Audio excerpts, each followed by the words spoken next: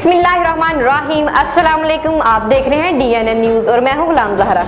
अब रुख करते हैं खबरनामे की तरफ। अब होगी खास बचत नेस्ले एवरीडे के साथ।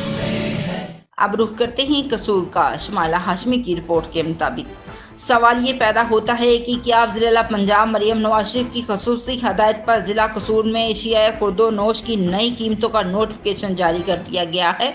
क्या इस पर कोई अमल दरामद भी करवाएगा कि सिर्फ नोटिफिकेशन तक ही महदूद रहेगा? क्या प्राइस कंट्रोल मजिस्ट्रेट के पास इतना टाइम है कि वो इस नोटिफिकेशन पर अमल दरामद करवा सके? आप अपने नज़रिया पेश करें। मेरे नज़रिए के मुताबिक तो ये सिर्फ कागज़ के एक टुकड़े की तरह ही रहेगा।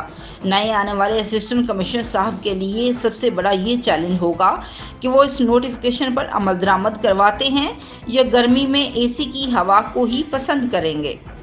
अब तक के लिए इतना ही। मज़ीद खबरों के लिए हमारे साथ रहिए।